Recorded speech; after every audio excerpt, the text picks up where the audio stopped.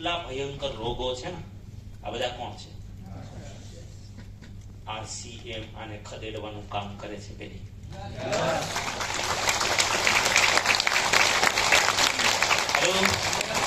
કરે છે. Cholesterol, bad cholesterol આજ ભરમાર લાગી ગઈ છે, કારણ કે આપણા દેશ પાસે ખાવા લાયક 35% તેલ છે, એમાંય પ્યોર ખાવા લાયક તેલ નહીં હોવાને કારણે આજ આપણે આયાત કરીએ છીએ પામોલીન, અને એને લીધે આપણા દેશની ભયંકર સ્થિતિ ખરાબ થઈ છે. ફૂડ પેકિંગમાં ટોટલ પામોલીન યુઝ થાય છે, બિસ્કિટમાં પામોલીન, ચોકલેટમાં પામોલીન. ઈમાનદારીથી કહેજો, આને લીધે જે રોગ અત્યારે પેદા થયા છે રાક્ષસ નથી. RCM નું તેલ વિશ્વનું નંબર 1 તેલ છે.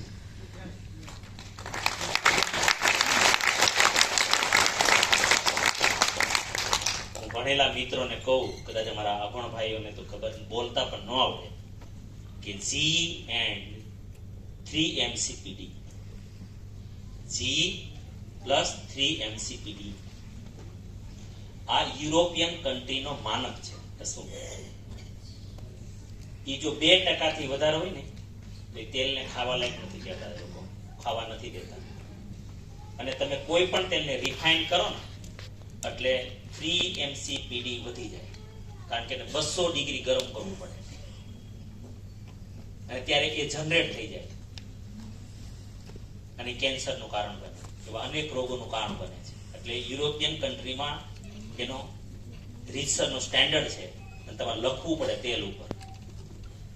આજ ભારતમાં એકમાત્ર RCM પાસે આ લેવલનું તેલ છે.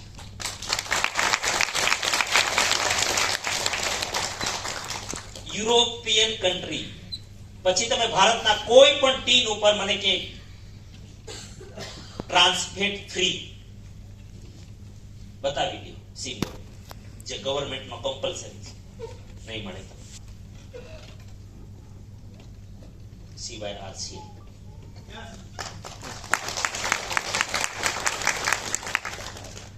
આ RCM જે તેલ આપે છે, એ તેલમાં આપણું બધું નમકીન બને છે, આપણા બધી પેકિંગ ફૂડ બને છે, આપણું બિસ્કિટ બને છે, એમાં આપણું કુટ્ટોટ બધું એમાં તૈયાર થાય છે.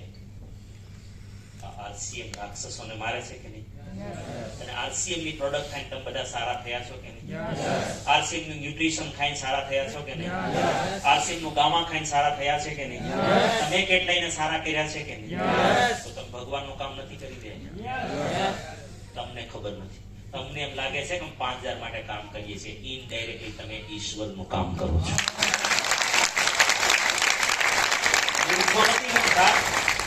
દિનેશ શેલડિયા એટલો મૂર્ખ નથી કે ઇન્ડસ્ટ્રી છોડીને આમાં લાગે. મારી એક ઇન્ડસ્ટ્રીઝમાં મારી